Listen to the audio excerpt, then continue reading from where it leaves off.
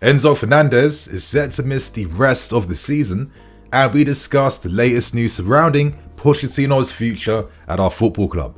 Today, my friends, we have so many reports to get through that I might have to make 2 news videos for today, so have those notification buttons on, sit back, relax, share your thoughts and opinions, and let's discuss the latest news that's broken today. Enzo is set to miss the rest of the season as he's about to undergo surgery for a groin issue that's been affecting him for the past 1 year. You know what? This is probably good news. Now, in the last video, I discussed this issue, and the issue at the time was that Pochettino was a bit concerned by the timing of this injury. Now, for Enzo Fernandez, he wanted to have this surgery right now to be ready for the Copa America so he can represent Argentina. Pochettino at the time was a bit skeptical and was hoping there could be a better time for the surgery, but I think since then, he has changed his tune, and Poch said last week, we are going to do what is best for Enzo. Again, we have the experience of managing the situation. First of all, the most important thing is him as a person, not as a player. It's about how he feels and if he is comfortable with the situation or not. We will all support his decision. We are not going to force him to do anything. We are here to help and advise him for our assessment and experience. We don't want heroes. No, we want players that can perform in their best way to help the team achieve what we want. And I think this is partly some of the reasons as to why the players really take warmly to Pochettino, because he values them, he supports them, and doesn't just see them as players exclusively. So, you know what, as I said, this is good news because Enzo has not been playing his best football due to this issue. And you might be wondering, Nini, what is so severe about this injury, knowing the fact that he has been able to play mostly throughout the season. Now, Enzo has been suffering with a groin issue. It's called pubalgia, and essentially it's an inguinal hernia. You guys have seen the photo on screen. It's a bit of a serious one, and it means that Enzo has been feeling a lot of abdominal pain and groin pain, and you're going to feel this pain whenever you engage in twisting motions, sprinting, kicking, even sitting up. And this operation will help reduce the pressure on his abdominal pubis and adductors as well too. So, as I said, it's no surprise that we've seen this inconsistency in Enzo's game where he does struggle to cover lateral spaces. He can't run with as much intensity. His passing has dropped and dipped too. We don't see those Javela passes, which are like the, custom part of his game. His balls over the top aren't as effective, and he hasn't been able to play his best football due to suffering with pain from playing. So I have to say, I rate Enzo for being there for the team, still putting himself up for lineup selections, even though it must not be very hard. And listen, I know that he's been under some scrutiny, and I think most people will change their tune now, knowing that they have the full context behind why Enzo hasn't been at his best. But I do think that, listen, when you're so young, you don't want to be putting your body under more duress or stress. And I think it's best for everyone that Enzo gets the surgery right now, has a great tournament for Argentina, and comes back for next season. That is the best thing for his development right now. So I'm sure all of us are hoping for a swift recovery, and we will see Enzo, I guess, this summer for pre-season. So that's the latest Enzo news out of the way. And we now end things by discussing and focusing on the big reports today surrounding Pochettino's future. Now, I'm going to be quoting numerous articles from The Standard, The Athletic, plus a ton of others. But essentially, it does seem like Pochettino has the support of most of the squad. Now, a report came out from the Evening Standards, and essentially, Poch's future obviously is going to be under review at the end of this season.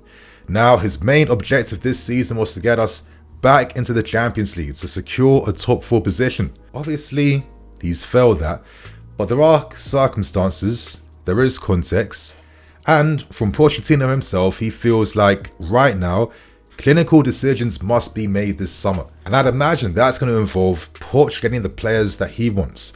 And they're going to be experienced players. They're going to be powerful players. The type of profiles and players that he asked for in the summer, which he never got. And essentially, he's been working with the squads in which he hasn't had much input when it comes to recommendations. Ultimately though, the sporting directors will decide his fate once this season ends, and I'm sure they'll be under pressure themselves because essentially they hired Pochettino and they actually put off other candidates, most notably in Julian Nagelsmann, who felt like he couldn't really see himself working with them because he was going to lack that support and he was going to lack that kind of control as well. But regardless, most of the players, they want to see Pochettino here for next season. They appreciate him for how he's shielded them and protected them, value them as people, not only players, and they feel like they'd like to continue working under him for next season. Now, from the players' perspective, can we understand that? I mean, since most of them have signed for us last January, they've seen 3 different managers. And if Poch goes, it means they go into next season with a 4th one. And you might feel a bit disillusioned. You might not feel as safe. You might be thinking, this whole project that was once sold to me to entice me to sign for this club, it seems like all of that is cap. All of that is lies, and yet again, I go on into next season not really knowing what the future holds.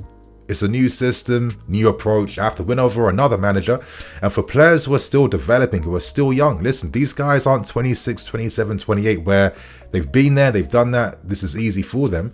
You know, it's not the best environment that's going to help, you know what I mean, bring that confidence out of the players. Still though, we're learning some more interesting insights behind the scenes. It was reported that many of the players feel like they've frozen under pressure and they've struggled to adapt to the expectations placed on them for this season.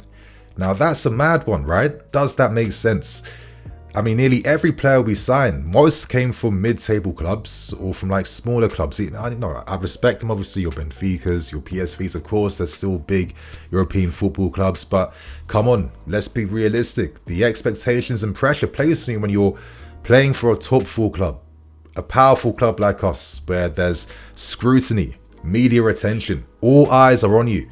You can't hide anywhere. Every mistake you make, you're going to know about that, and you'll keep knowing about that every single day, every single week. It's a massive, massive learning curve, and it doesn't help that you've signed so many young players who are still developing that don't have experience around them to shield them, to get them through these moments, to help them. That squad balance isn't necessarily there, so it's no surprise to me that a lot of them will be taken aback by the pressure on them. We learned earlier this season from Nico Jackson that obviously the pressure of playing at Villarreal compared to us, where he could make those same misses and mistakes at Villarreal, people will forget about that. The scrutiny's not there because no one's expecting Villarreal to win La Liga, to consistently get Champions League football. Those expectations simply aren't the same, and to come here where there's so much hope and attention placed on you every time you get things wrong. I can see why a player like Nico, plus many other players this season, have frozen under pressure, do make mistakes. And ultimately it comes down to the fact that we had such an aggressive phasing out of everything old at Chelsea that, you know, we've created a new Chelsea team that has no identity. We are still trying to figure out what the identity is for this new group of players and this new squad. I think that's what Pochettino is trying to instill.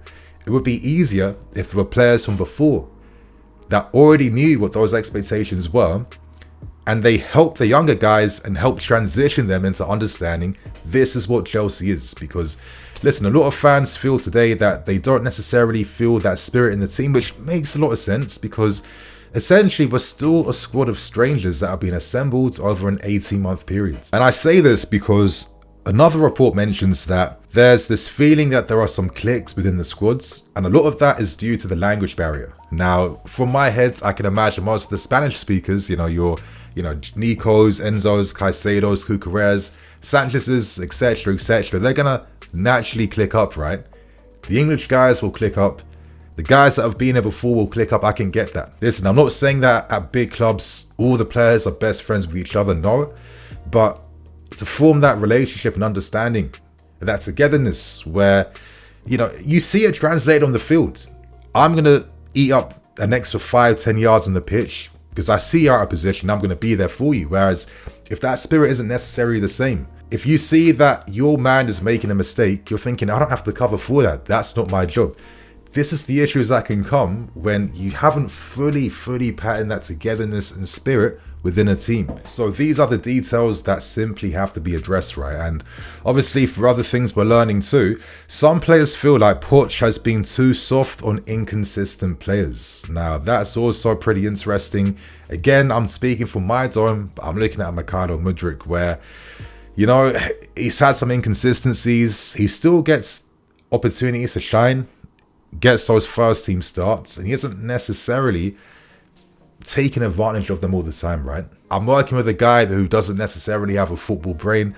If I'm too harsh on him, that's going to be pretty counterproductive. But equally then, there's other players on the bench who are like, I should be playing because you don't need to coach me that much. So it's going to be very tense for Poch to manage every single situation to like 10 out of 10 capabilities. But he has to find these solutions, right? Ultimately, though, it was reported that two influential members of the board who are unknown, they are open to Poch remaining again for next season. And partly their reasoning comes down to understanding the injury crisis. Listen, if you had Reece James, Ben and Nkunku consistently fit this season, you're probably doing a lot better on the field, right? Especially in Nkunku. I mean, you're looking at a guy like this who's going to be like one of your leading players that's going to be leading statistically for goals, assists, offensive metrics, and the fact that we've not been able to really have any consistent system involving Nkunku, that's a big loss because he was signed as the big marquee guy from last summer, and to not rely upon him throughout the season is going to affect your plans. I get that. Just for devil's advocate reasons, so you guys can share your thoughts about this. Let's say hypothetically Poch remain next season because he is the Ranieri for this young squad, where he has to go through all the growing pains of working with such a young, inexperienced team, but you're still fostering so many like intangible metrics and parts of this team, right? Like togetherness, fitness, handling of pressure, etc, etc. Realistically, we're not going to see us challenging to win the league probably for another 1 to 3 years. I think that as you climb up the table, as your ambitions get bigger, the diminishing returns, they play a part, right? The gap you need to go from like a Champions League spot to a title challenging spot is far greater than that gap from being like a mid-table team that tries to get like a Europa League or Champions League spot. Everything's harder, everything's more difficult. You have to be more perfect behind how you play because to win a league, you probably have to win like a good 65% to 70% of your games throughout the season and consistently do that. That's the difference. How long is it going to take for us to see that level of top class, high class consistency from these young guys? Yes, they have the talent, where in my eyes, when most of these guys are between 24 to 28 years old, you're going to see phenomenal things from them. But in the meantime, they're not necessarily going to be those players that are good enough to help you win everything for right now. If we're going to do things responsibly, should there not be like a multi-year plan where it's like, okay, the fact that we at least are getting like a top 10 finish, hopefully, fingers crossed, touch wood, we can still find ourselves in Europe at least, whether that's the Conference League or the Europa League.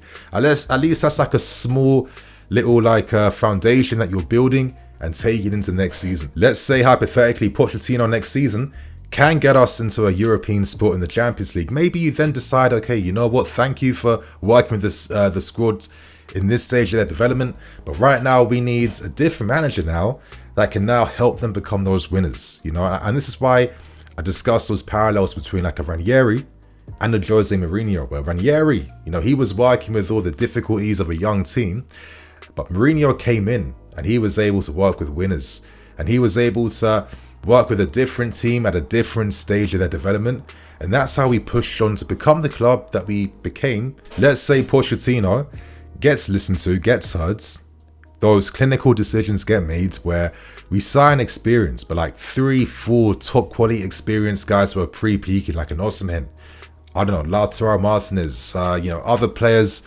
of that caliber in midfield, defense. Should they be the realistic targets that we set ourselves now? Because realistically, even if we have a phenomenal summer window, are all of us expecting us to get guaranteed Champions League football for next season, or to get like, a guaranteed title challenge next season? We aren't a one season quick fix away. Do we accept that this is the reality that it takes to become a top club? The fact that we've invested all our money into young players with inexperience.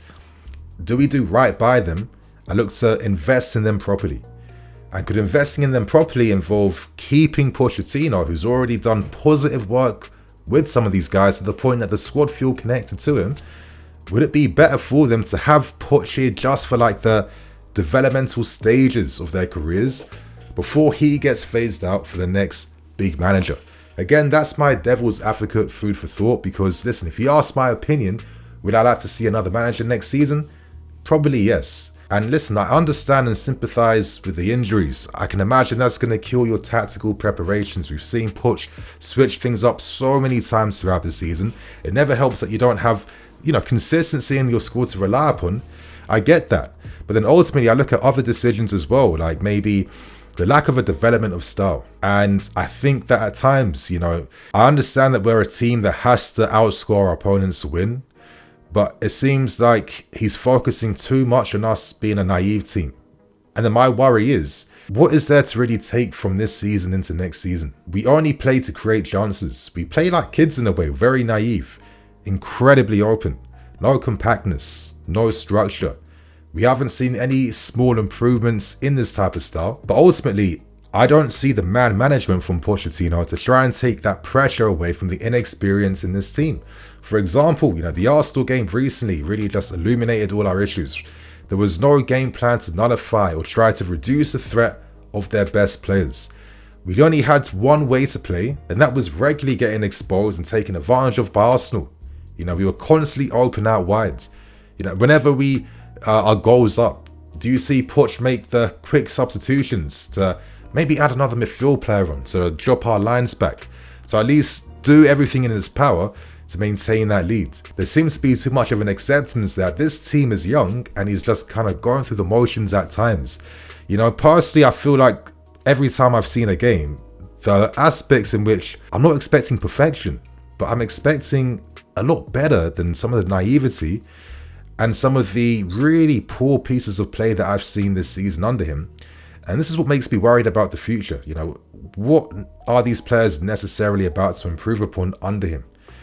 Again, I say this as someone that's not involved behind the scenes. I'm speaking mainly as a fan. I don't have all the context and the information. Maybe there's certain things I'm not thinking about. Maybe Poch should be like, listen, the team I'm trying to create, I was showing you guys this at the start of the season, but I didn't have the right players I need. This is the level I'm trying to get back to. Give me time to work with these young guys. Get me 1 or 2 or 3 players I need. Let me wait for these guys who are injured to get back to the team, and I promise you're going to see what I'm really about next season. And maybe this is why there's a possibility that Pochettino could remain for next season. And I guess this is where the conversation is currently at. So my friends, share your thoughts and opinions. How do you feel about today's stories? Stay tuned later on for another news video. And on that note, I'm Nini FC, the Sisboo Lines TV. See you guys later.